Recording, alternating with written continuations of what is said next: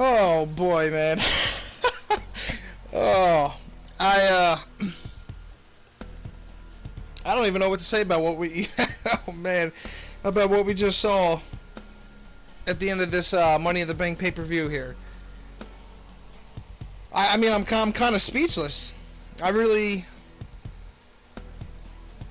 don't even know at the moment what to say about what we just saw in that main event.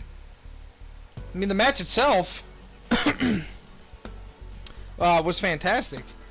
Probably one of the craziest ones I've seen in quite some time, and I'll get into it when we get there. But that ending and who just won the men's Money in the Bank ladder match is unreal. And if you don't know who won it, and for some reason you're coming to me to find out who won, which I don't know why you would be, but hey man, that's why I do this, just in case you're looking for someone who watched it so you didn't have to watch this, because I honestly didn't want to watch this pay-per-view. I haven't watched Raw in like 1 or 2 weeks. I haven't watched SmackDown in like 5 weeks, because I just don't care anymore. But I was like, you know what, it's Money in the Bank, there's a couple ladder matches, you got Styles and Rollins, and then, you know, you got Kofi and Owens. And I was like, you know what, let me just watch it, maybe it'll be a decent show.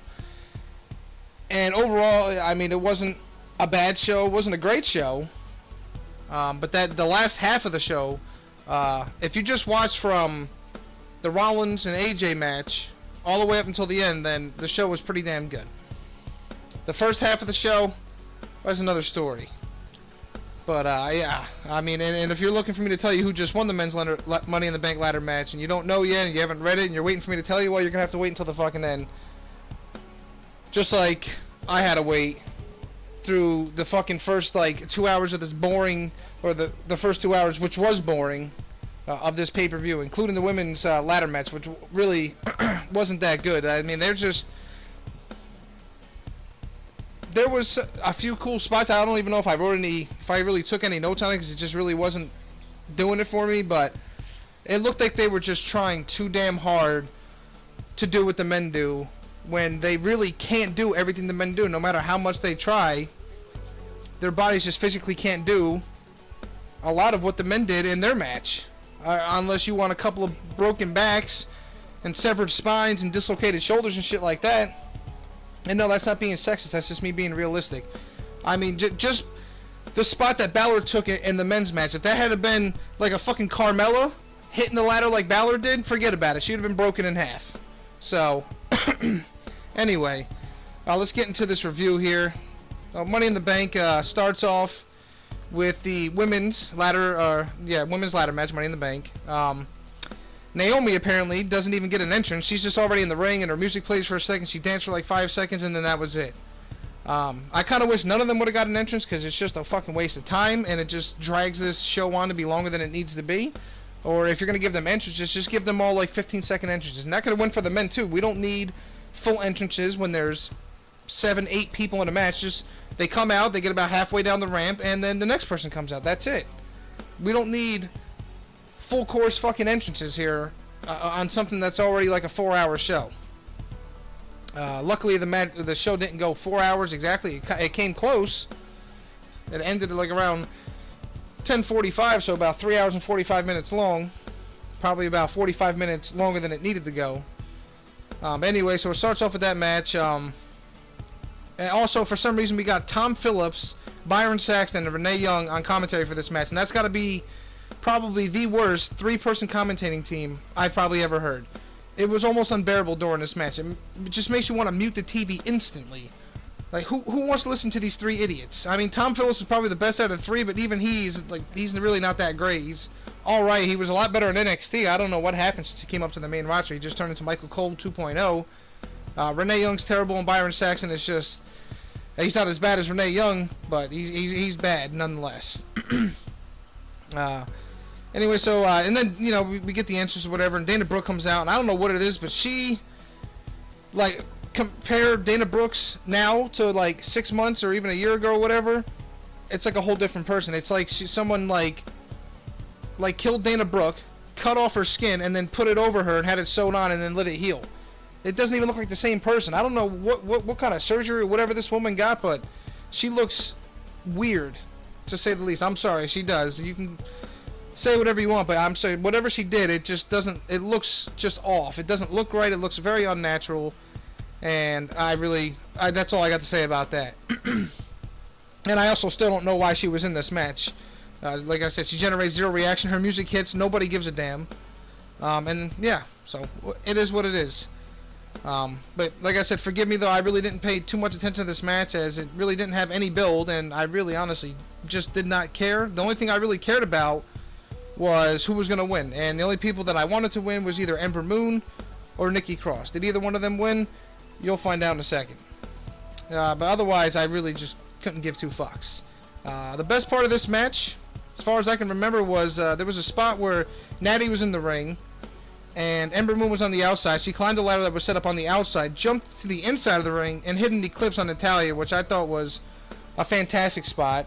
It was a spot that didn't look as forced as the other ones. Just looked extremely forced, and I can't even go over them because I didn't write them down, but just go back and watch it, and just extremely forced, and just, not that any of these spots in these kind of ladder matches are like believable as far as the way they were set up, but like the ones in the women matches were just unbelievably, like, I just couldn't buy into it. It was just so either cheesy or just too out there. I don't really know how to explain. Just go back and watch it and you'll know what I'm talking about. Carmella was apparently taken out of the match early. I didn't even realize. I honestly didn't. I thought she was just sleeping on the outside like most of them were doing most of this match. But then she comes back into the match, hobbling back down from the back, down the ramp. Takes out Mandy Rose with just some of the weakest offense I've ever seen, as Mandy Rose was about to win. Another dumb fucking performer about to get the briefcase. Carmella just starts coming out. Her music doesn't even hit, and then instead of climbing up and getting the briefcase, she climbs back down the ladder, meets Carmella about halfway up the ramp, and then gets beat up by somebody who's hobbling and throwing some of the weakest elbows and forearms I probably have ever seen. Anyway, she takes out Rose. DeVille then stops Carmella from climbing. DeVille then takes her out, goes to the outside, picks up Rose in the fireman's carry position. Fireman carries her all the way up the ladder, giving everyone plenty of time to continue to sleep on the outside.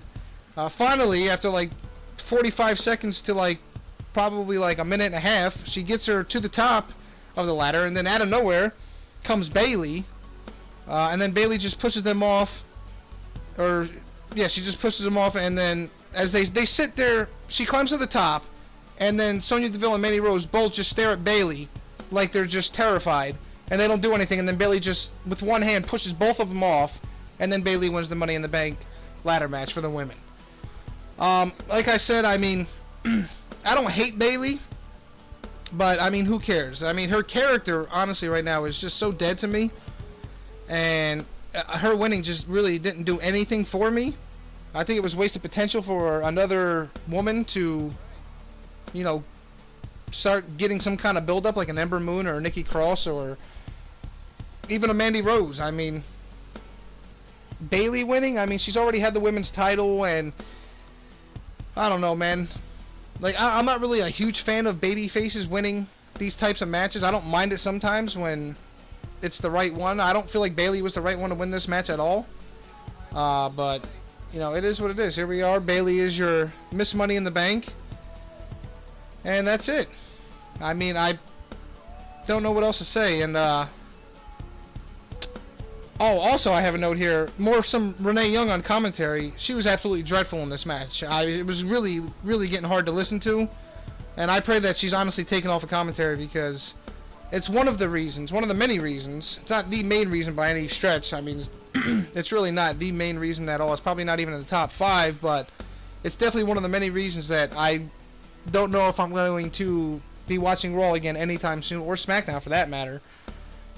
Just the commentary is just god awful.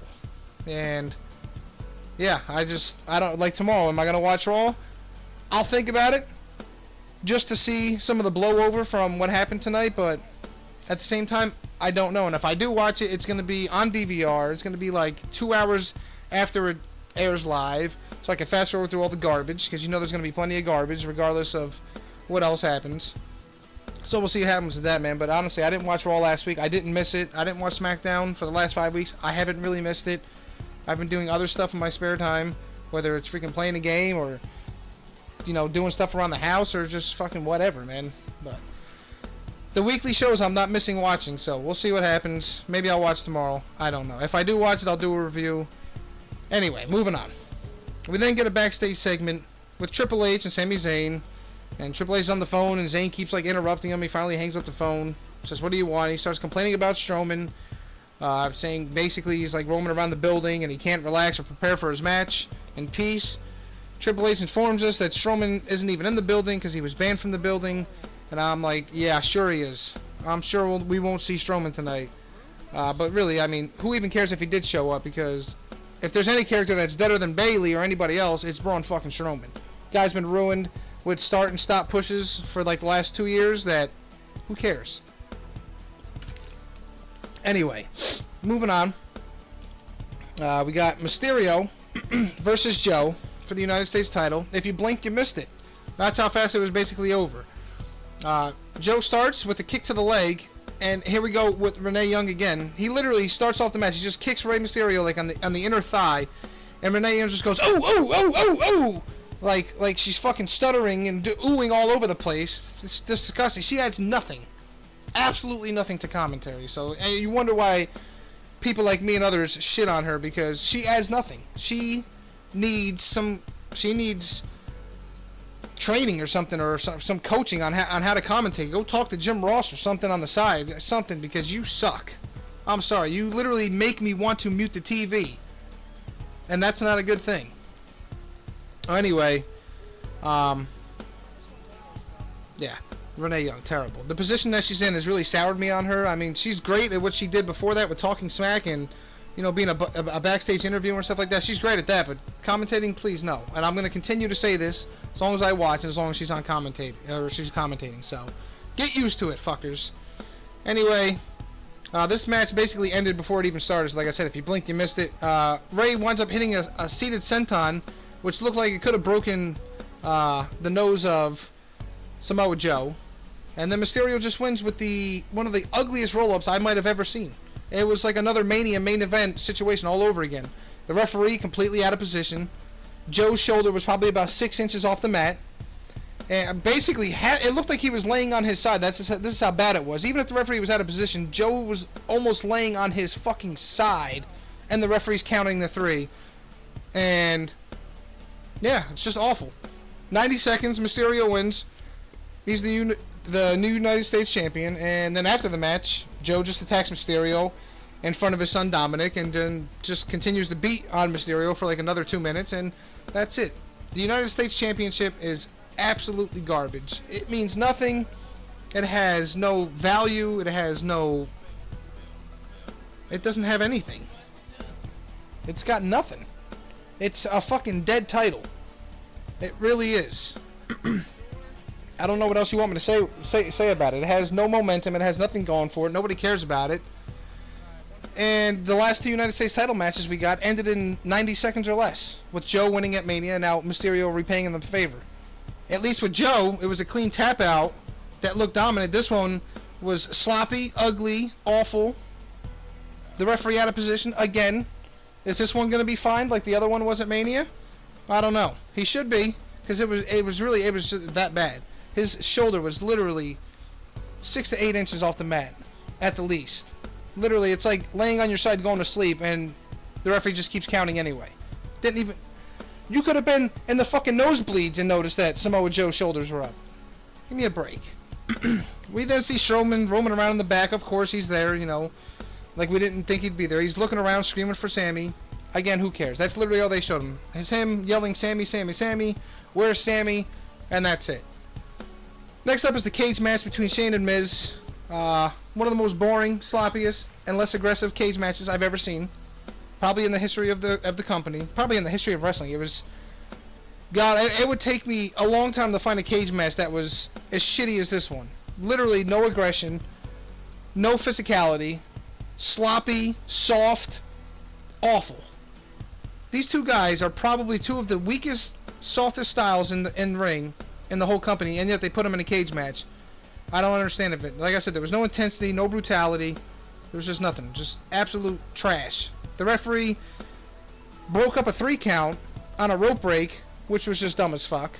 I don't know if that was part of the script and they're going to keep going with it on Raw or SmackDown or whatever with Shane McMahon paying off the referee, but it doesn't make any sense though, because earlier Shane was in a figure 4 and he grabbed the ropes and the referee didn't call for a rope break, but then when The Miz hits a skull-crushing finale and then pins Shane and Shane grabs the ropes again, the referee breaks up the 3 count. I don't understand this logic. Even the commentators were talking about it, so it makes me think it was part of the script, but at the same time, it just makes these referees, if it is, it makes the referees look stupid, which they've already been botching like crazy. I don't know what's going on with the refs in this company, but they are just awful. And it's not the last moment you're going to get from a botched moment from a referee tonight either. You're going to get another one coming up soon. So anyway, he breaks it up. Don't know why.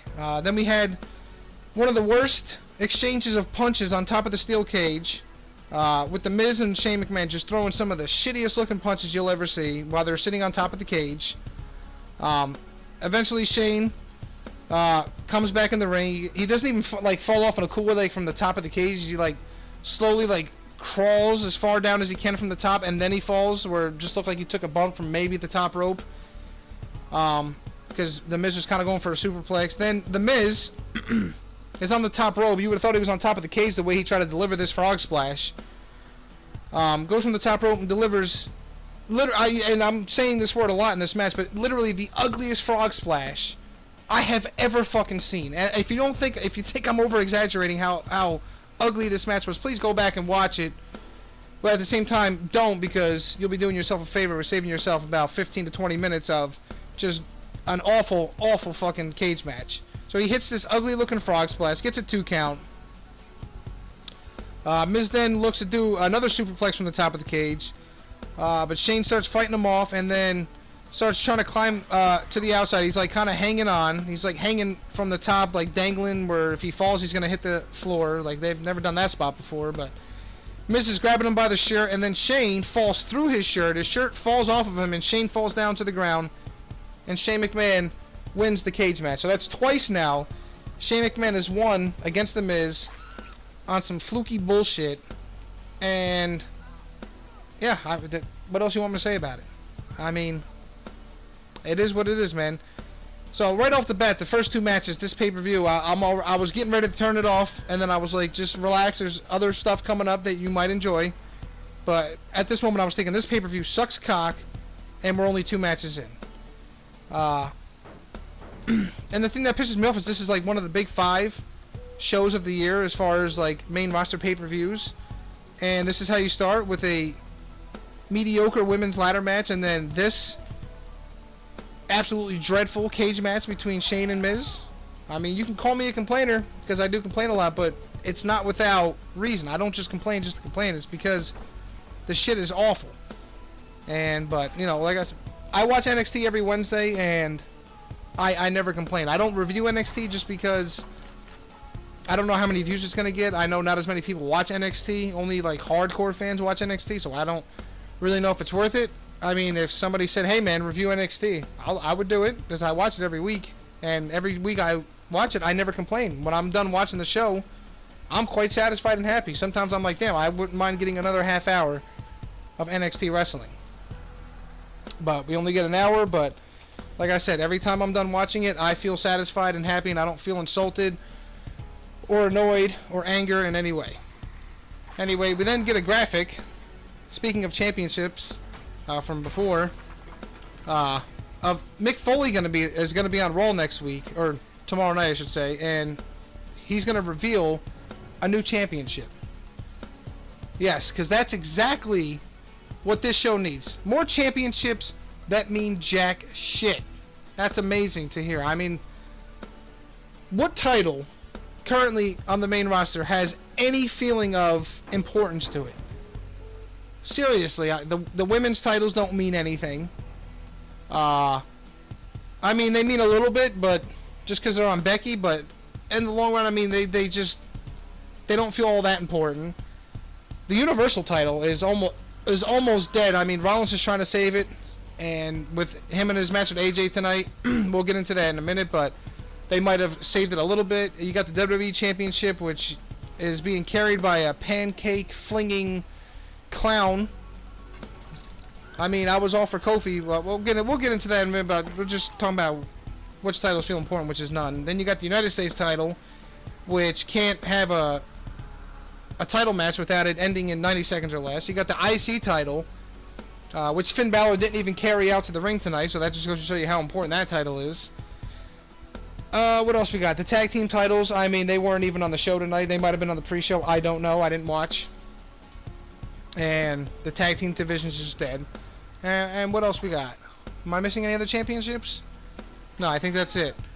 So none of those titles mean anything, but yet we're going to bring another championship onto the show. And since it's Mick Foley who's going to be doing it, I'm assuming it's going to be some kind of hardcore title, but do we really need a hardcore title? I mean, the hardcore title made sense back in the day because they actually did hardcore correctly. You know, there'd be blood, there'd be some, you know, chair shots to the head or just weapon shots to the head, period. Nowadays, it's just everything's to the back. There's no blood. You got cage matches between Shane and fucking Miz that are just awful. I mean, if this is a hardcore belt, do we really need it? Because we fucking don't. I'll tell you that right now. I don't want to see hardcore matches in 2019 the way WWE is currently operating. They haven't had a decent hardcore match in the longest time. I mean, we had Triple H and Batista. The most hardcore part was when he pulled his fucking nose ring out. And did the whole fucking spot, I think, with whatever, with the steps and Batista's hand. But I mean, otherwise, besides that, they don't do hardcore matches, right? So if this is a hardcore championship, then I have little faith in it meaning anything or doing anything of importance. But we'll see what happens, man. Then we see Sami Zayn. He's hanging upside down, and Triple H is there with some officials, and they're trying to get him down, and they push the camera crew away as they tend to him, and then that was it. It just faded to black and went to something else. We then bleed into the Cruiserweight title match. I was about an hour behind of the pay-per-view, and I really just, I don't watch I'm not saying these guys don't know how to wrestle, because they do, and it's great, but I don't watch 205 live. I never do. I'm never going to. And these guys never should have been taken off a Raw, so I just did not care about this match. I didn't know what was going on, so I fast-forwarded through the whole thing just to see who won. And Tony Nese retains. So there you go. There's your Cruiserweight Championship recap. If you want to go watch the match, then, you know, you can go back and watch it. But I just really did not care. These guys should have never been off of Raw. Maybe then I would have cared. But I don't watch 205 Live, so I don't know what's going on. So I just don't care. And I like Tony Nese. I think he's great. But I don't even know who the hell he wrestled. I really don't. I don't even paying attention. Anyway, he wins. He retains. Moving on. We get Triple H backstage again.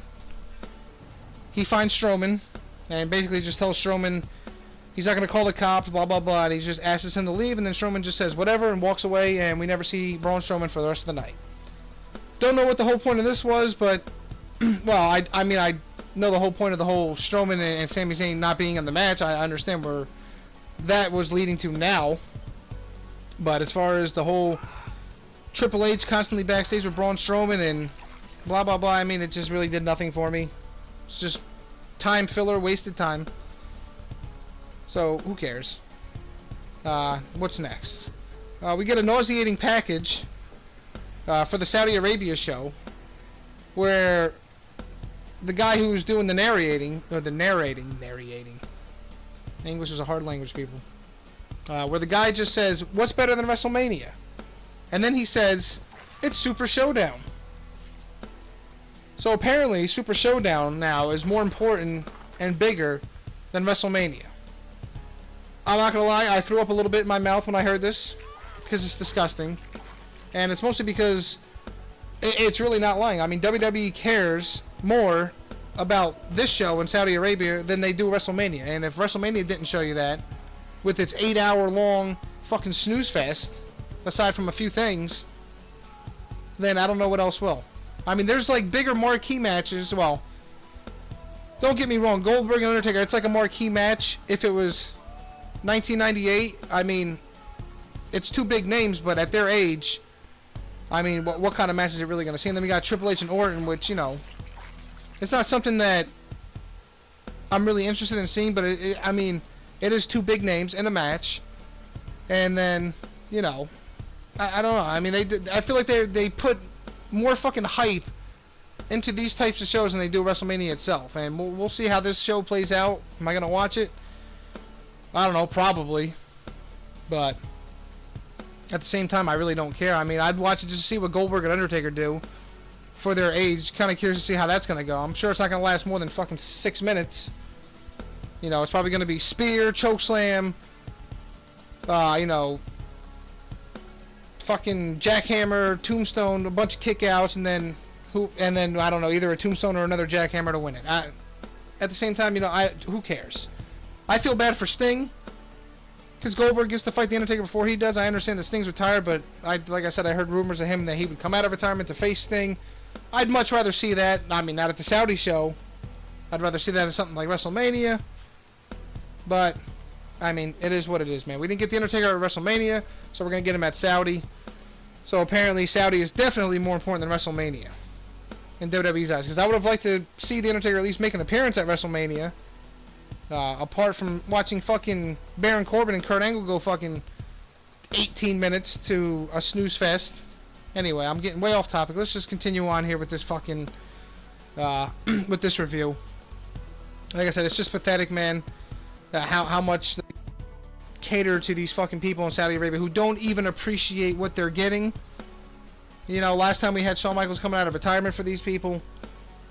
Enough. Stop. Enough with the... I can't wait until this fucking deal is over, and it's not going to be over for what? What is it, like a 10-year deal? 10 years? I don't even know, man, but... Fucking Christ, man. Anyway. Moving on. We got Becky Lynch, Lacey Evans, Raw Women's title. First of two for Becky Lynch, because she has to defend her SmackDown title as well. Pretty lackluster match, nothing really too special here. Literally no spots worth noting. And Becky wins by tapping out Lacey Evans with the disarmer. The only spot I'll mention is, again, with the fucking referees. So, Lacey Evans rolls up Becky Lynch, and it looked like Becky Lynch's shoulders were down. Just a basic roll of nothing really special, but it looked like her shoulders were down. And the referee was just sitting there with this confused look in his fucking face. Like he didn't know what to do. Instead of counting like he should be doing, because her shoulders are on the mat, he's just sitting there looking like an idiot, and then eventually, after like 5 seconds of this, Becky Lynch counters into the disarmer, and Lacey Evans taps out. Why the referee wasn't counting, I don't understand. The referees in this fucking company are retarded, and this was Mike Chioda reffing this match, so even he isn't safe from whatever stupid bug is going around biting all the referees in this company. It's absolutely ridiculous. It's every week. Every single week it's something. And we might even be and I think there's actually another ref spot, because I'm reading down here, and I don't think Mike Chioda was reffing this match. He might have been, I really don't remember, but he's definitely reffing what we got coming up next. So Becky Lynch wins. She's going to leave. And as she's leaving, Charlotte's music hits. She gets in the ring, and even though the match wasn't scheduled for right now, Becky Lynch for some reason accepts it. So Becky Lynch, and you could say, yeah, maybe she looks like a badass, or she's tough, or whatever, or fighting champion by accepting this match, but in my eyes, she looks stupid. She just had a match, and then she's just getting goaded into having another match instantly by Charlotte Flair. So basically, you have no brain. Why would you accept this match right away? I have no fucking idea. Doesn't make your performers look very smart. I mean, it is what it is, man. This match, again, nothing special. The ending is the only part worth noting here, where Lacey Evans comes running back down as the referee's checking on Charlotte on the outside, and Becky Lynch is on the inside, just laying down, leaned up against the bottom rope. Evans comes down, punches Becky in the face with her women's right. Charlotte then goes to pick up Becky, right? To, I guess, maybe deliver a natural selection or whatever. Becky Lynch rolls up Charlotte. And this is where Mike Chioda fucked up. Or somebody fucked up.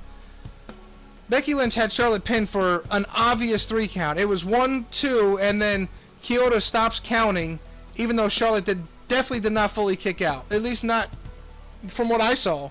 It looked like a 3.5 count at the least, and Mike Chioda just stops counting. The crowd definitely thought it was over, because that's how fucking stupid it looked. And then they get right back up, and then Charlotte just gives Becky Lynch a shitty looking boot, and then pins Becky, and now Charlotte is a 9-time women's champion. And then you wonder why the fucking ratings are fucking taking a plummet. It's just the same shit, different pay-per-view. Nothing new here.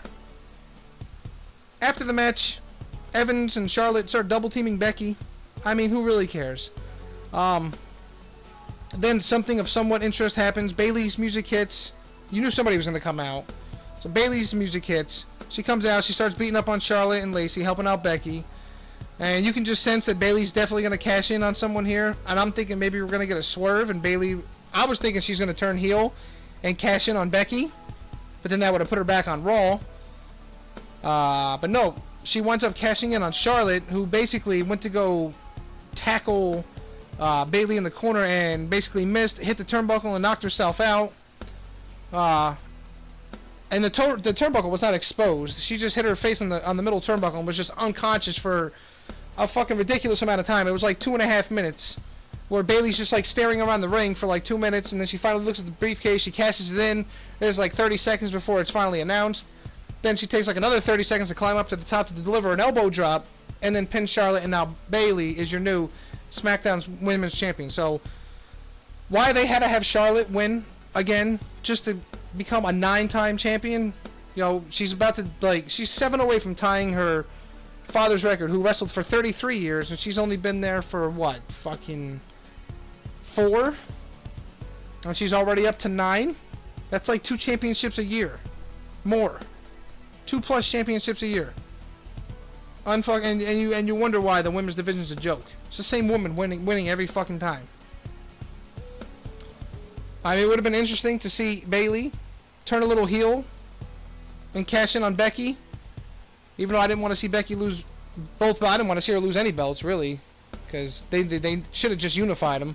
But no, now they're separate again. They're both on their own different shows. And here we are. Becky Lynch looks like an idiot. She's down 1 title.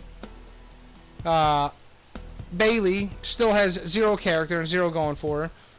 Charlotte is still a fucking entitled bitch who doesn't deserve any of these matches she's getting. And Lacey Evans, in her 2nd match ever, is in a title match. And then costs Becky the match. And her match with Becky was really nothing special. Neither one of these matches was anything special at all. So, it is what it is. The women's division sucks. There was nothing exciting about this. I mean, and what's with the women the last 2 years having 0 patience when it comes to cashing in? You know, you just had to have Bayley cash in right away and just take away any suspense for the future. And now all we have is the men's briefcase to look forward to. Because Bayley just had to cash in right away, just like Alexa Bliss did last year. I don't know, man. I really don't know. You know, I don't know why Charlotte...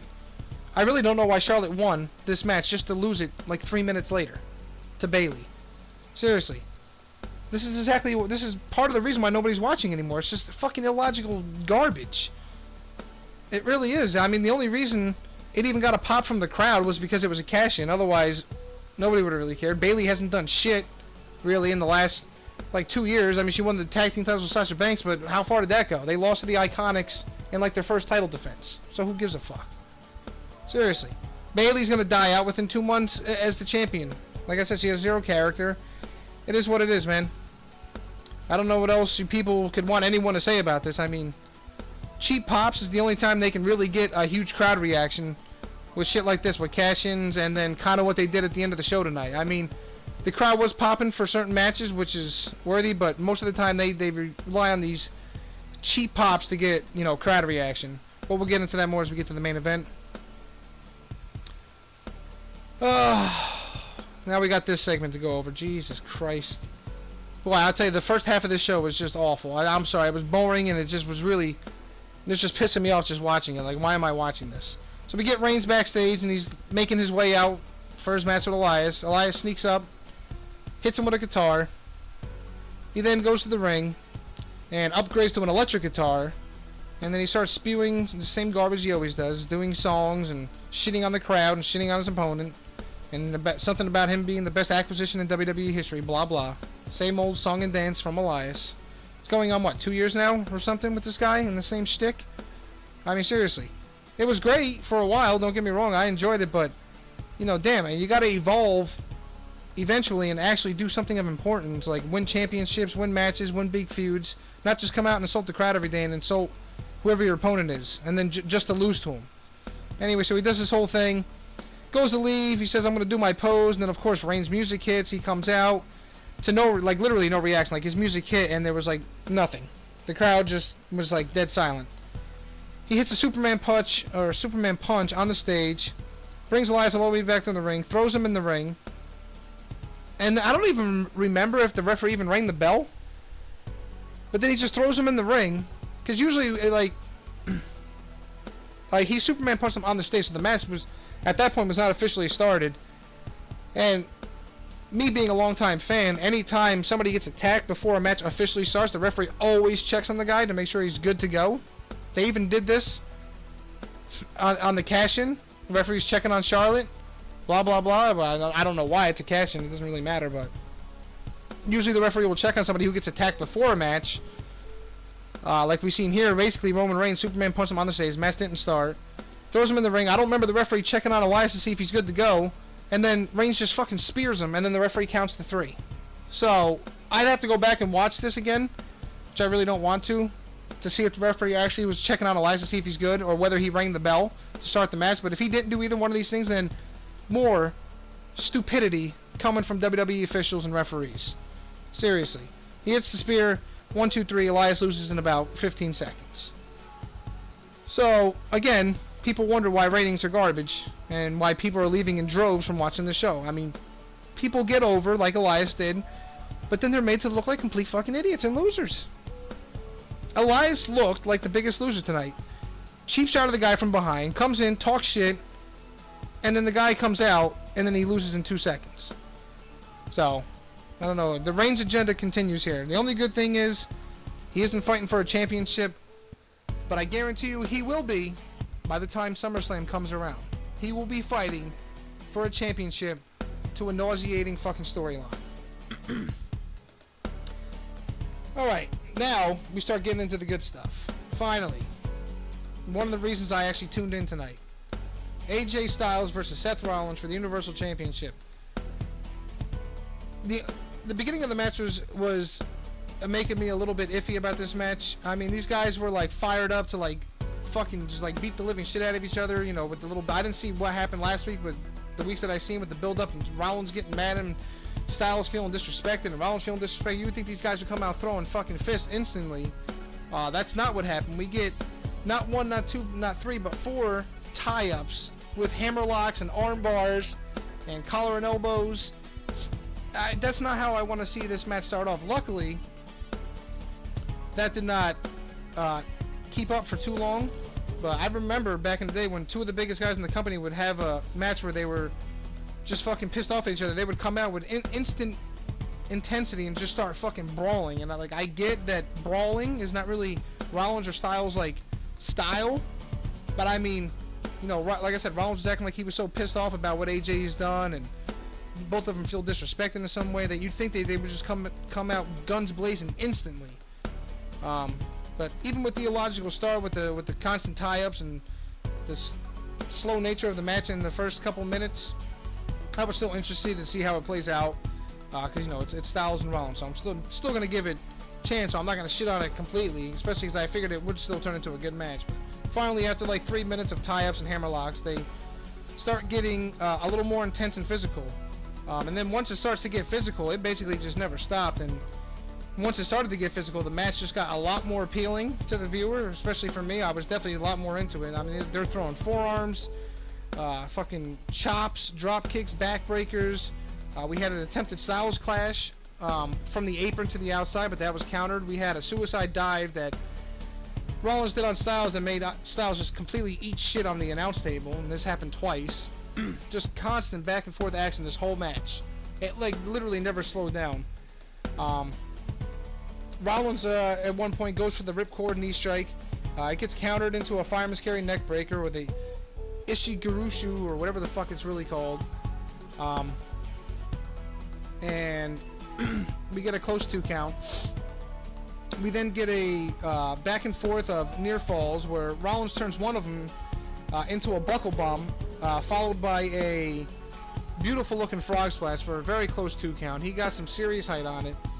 Rollins then goes for the top rope superplex, but he gets countered into that. He gets thrown off. He gets face first into the turnbuckle. He gets picked up into the torture rack, and then Styles hits a torture rack powerbomb for another close 2.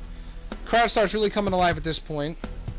Styles goes for the phenomenal forearm. He gets caught up in the top rope, where Rollins has him set up. Rollins then delivers a fucking devastating looking reverse superplex, which was then instantly followed up into a reverse looking Falcon Arrow type move for a very, very close 2. I thought that could have ended the match. I mean, it looked nasty. I mean, a reverse superplex in itself is bad enough, but then to follow that up instantly into a fucking like curtain call type move that Goldust used to do back in the day was just brutal. So this is exactly the type of match that we needed for this show right now, because the show was just lacking, and it just literally just kept going from here. So AJ locks in a very vicious looking calf crusher where he's just constantly pulling back on it. Rollins finally gets out of it by countering with a pretty brutal looking kick to the side of the jaw, and I might be seeing brutal and devastating in this match a lot, but I mean, these guys are really going at it. Styles then hits his second rope moonsault where he turns it into a reverse DDT. That gets another close 2. Styles then goes for a running forearm in the corner, and he's met with a super kick, and it connects just flush on his jaw. Just, again, very hard-hitting match. These guys are really going at it. Rollins then hits a step-up enziguri, and then Styles, you can sense it coming, went for the Pele kick, but Rollins kind of sidestepped it, and then as Styles was on his knees, Rollins hits him with a super kick right to the face. He then goes for a stomp. Rollins goes for the stomp, and AJ counters this into the fucking Styles clash for a ridiculously close. I mean, this was like I thought the match was over. He literally countered the curb stomp, caught him in midair, and then turned it into a fucking Styles clash for a 2 count. I literally thought it was over right there. Styles then goes for the phenomenal forearm. Rollins counters it into a ripcord knee strike, and then while Styles again is on his knees, he super kicks him in the face again. Then he hits the curb stomp for the 3 count, and Seth Rollins is still your Universal Champion. This match was fucking fantastic. That was a match that should be closing out WrestleMania. This could have closed out any WrestleMania anytime. This match was just that good. It was fucking fantastic. Easily a 4.5 star. Could have been a 5 star. The only reason I'm going to give it 4.5 is because of the slow, like 3 or 4 minute start. But damn, did they make up for it. So I'm still going to go with 4.5. I don't really have too many 5-star matches on my list that are 5. The only one that comes pretty close to being a complete 5-star was Michaels and Taker at 25, or Mania 25. But this was an absolutely brilliant match. Then ends with Styles shaking Rollins' hand, and we get some sportsmanship. And this is something I'm going to be looking forward to seeing again in the near future. Maybe SummerSlam. I just hope that they don't do it 5 times in the next 2 months like the WWE usually likes to do when they get a dream match and then they gotta fucking just do it over and over and over again and fucking within the span of 2 months like they did with Nakamura and Styles where they had like 5 matches in the span of like 7 weeks. I don't want to see that again. But regardless, it was a great match, and we'll see what happens for these 2 men going forward. Up next, we get Wasted Time. I fast forwarded through most of this and just seen what happened at the end. It was the Lucha House Party. I guess they were getting ready for a match. I don't really know what was going on. I fast forward and all of a sudden Lars Sullivan was in the ring destroying them with his face bleeding all over the place from a headbutt he apparently did on Kalisto. And man, I tell you, man, just seeing some color when you're watching a match, just seeing somebody bleed a little bit just adds so much more visually for us sitting at home or even in the arena. Just seeing a little bit of blood just adds so much more to the visual of a wrestling match or a beatdown or whatever. And I really miss it. I wish it would come back, but probably not. But it really does add to the visual of a match. Just those matches back in the day with Austin and Triple H, and Austin and The Rock, and Triple H and The Rock, and you know, when they're having these blood feuds, and then eventually they have their pay-per-view matches and they start bleeding, it just adds to the feud and just makes it feel like it's more personal and it's just more gritty and just, you know, it overall just it really does add to the match. I don't want to see blood every match, but every now and then I wouldn't mind seeing some color here in these matches, but I don't expect it going forward anytime soon, but it would be nice. Up next, we got Kofi and Owens, and for the WWE Championship, obviously. And I'm thinking, man, these guys are going to have a real hard time following Rollins and Styles. I mean, they didn't follow them completely, but this match was pretty decent for what it was, especially for what they had to follow. So I will give them props for not putting me to sleep. And also, you know, I was all for Kofi winning the title, and I'm not going back on it. I'm still glad he won the title, but at the same time, he hasn't changed at all. Even with his friends getting beat up, he's still throwing fucking pancakes all over the place and all this other stupid bullshit that I don't really want to see from a champion.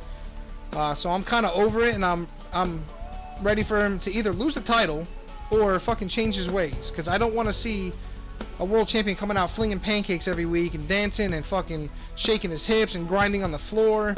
I don't want to see this shit anymore. Like, it's tired and played out.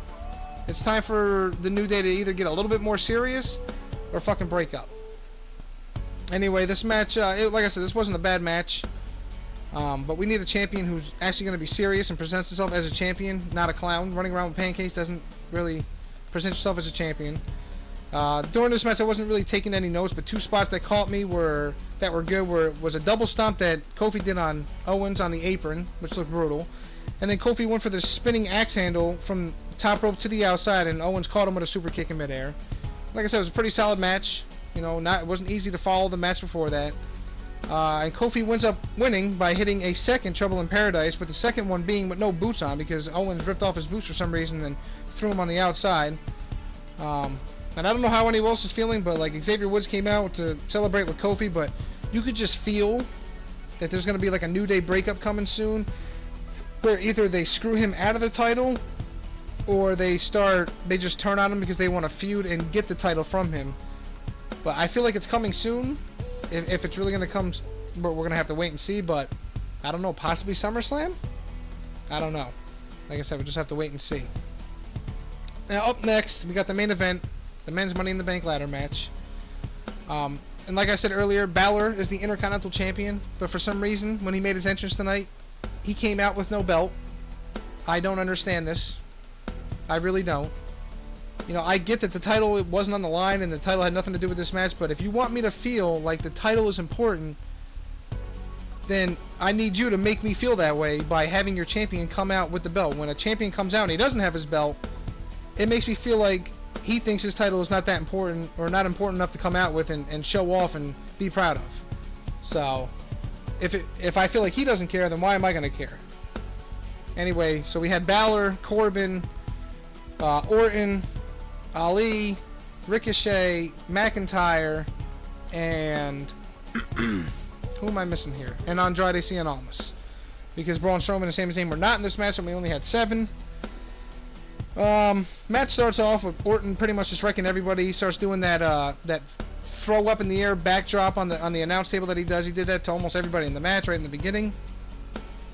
There was a bunch of cool moments in this match. It was hard for me to really take notes on all of them, because I really just kind of wanted to enjoy it a little bit. But one that I literally had to pause it just so I can and really just enjoy what we've seen. But we get the damnedest sunset flip powerbomb that I have ever fucking seen. We got Balor and Andrade going up the ladder, and I want to tell you right now, Andrade is the one that set up the ladder. He set it up, you know, one end on the ropes, and the other end was lodged in between the rungs of the other ladder that was set up in the ring. And the way he set it up was not where the ladder was completely like level. It was kind of like on an angle a little bit, where it was a rung higher than it probably should have been, where the rung that it was on was higher than the middle rope. So I was like, man, that doesn't look right. And I was like, whatever spot they're going to do with this ladder is probably not going to end well. So we get Almas and Balor on the top rope. Almas sunset flips over the top of the ladder and power bombs Balor from basically almost the top of the ladder down onto the other ladder that was bridged between the rope and the ladder. And as Almas is flipping, he pretty much knocks the ladder off of the rungs that it was sitting on, and it almost falls all the way to the ground, and Balor comes crashing down fucking with crazy force onto the ladder to the point where he hits the ladder and he bounces about 2 feet off of the ladder after he hits the ladder, gets flung back up in the air, and then he lands on the ladder again.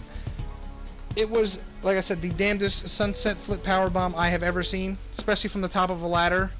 I mean, the impact that Balor did on this ladder and the height that he got from bouncing back up after hitting it was incredible. If you have not seen it, I suggest going back and watching this match, because this match honestly was freaking great.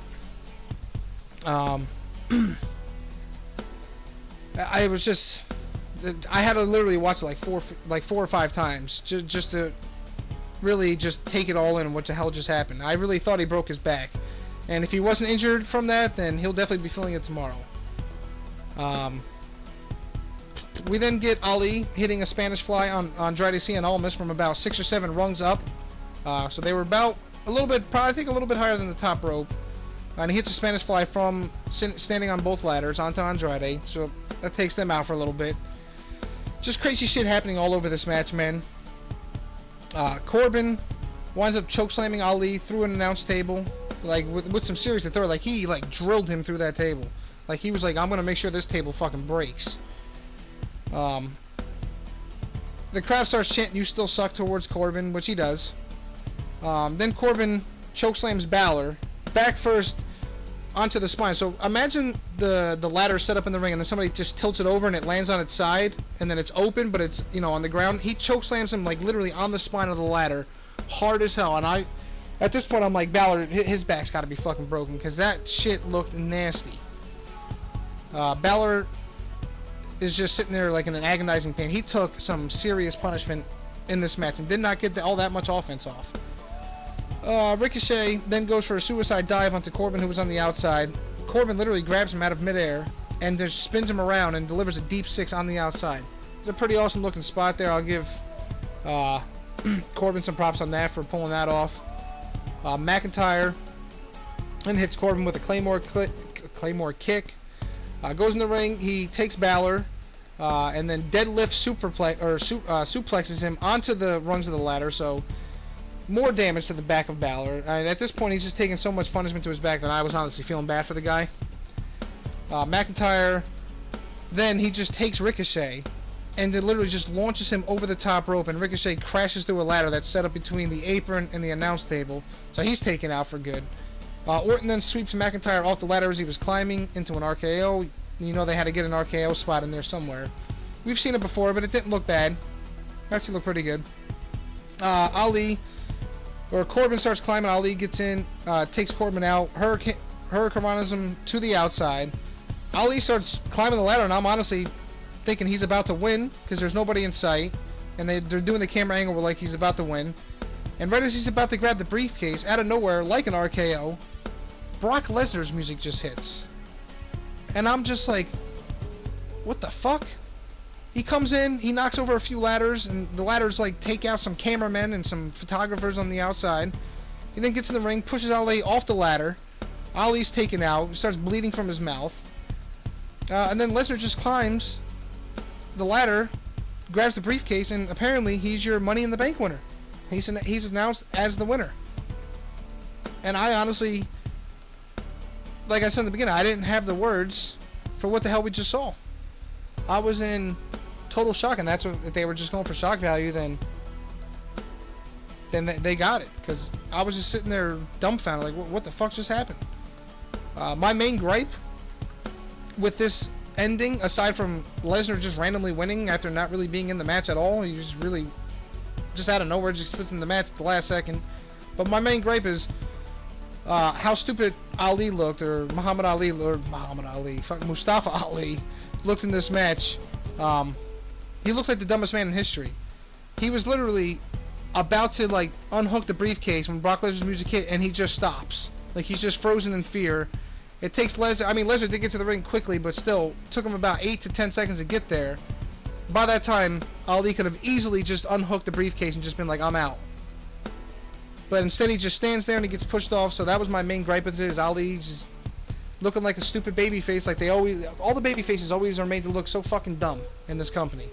They just sit there with these stupid looking faces, like music hits and they just freeze up like they don't know what's going on, like a deer in headlights. Like they don't know what to do. Like they're a robot and somebody just fucking put a virus in them and now they're malfunctioning. What the fuck's going on, man? Grab the briefcase, get the fuck out of here before Lesnar hits the ring.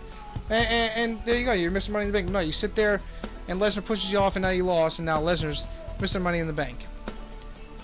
And I understand that they're going for the suspense factor with him getting to the top and about to do it, but realistically looking, it just looks dumb. You know, you could have hit Brock Lesnar's music after he's you know, taking out everybody, and you can just tell everybody's laid out and he's just climbing really slow and he's at the bottom of the ladder.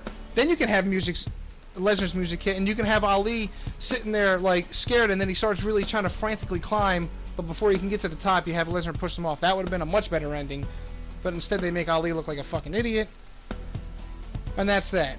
But yeah, that's how we went off the air. Definitely one of the craziest Money in the Bank ladder matches I've seen in quite some time. If you haven't seen it, like I said, I recommend going back and watching the 2 title matches and then the men's ladder match, because they were all pretty damn good and worth watching. And it was those 3 matches that literally saved this pay-per-view from being a complete failure, because if it wasn't for those matches, this pay-per-view would have sucked, because the women's ladder match sucked, the women's title matches sucked, the United States title match sucked, everything else that happened sucked. So these 3 matches literally saved the pay-per-view.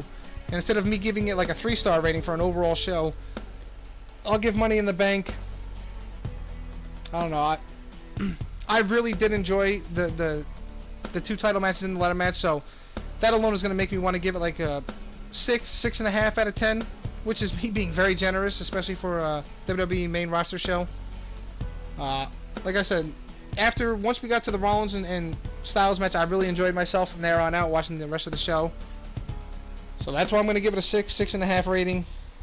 And yeah, like I said, don't watch the first half because you won't miss anything. But if you want to watch the second half, I definitely recommend it, because it was definitely worth watching, and I'm glad I tuned in just to see those. But that's it, man. That's all I got. That was your Money in the Bank review there. And if you enjoyed it, hit that thumbs up, hit that subscribe button. I don't know if the like button really does anything as far as pushing videos into algorithm or whatever, but definitely hit that subscribe button, man. If I can get to 100 subscribers one day before the summer's over, that'd be fucking awesome. But like I said, that's all I got, man. Trying to release some videos soon. I got some gaming videos coming soon. But yeah, well, we'll see if I watch Raw tomorrow. I mean, I don't want to watch Raw, but at the same time, I like making these reviews.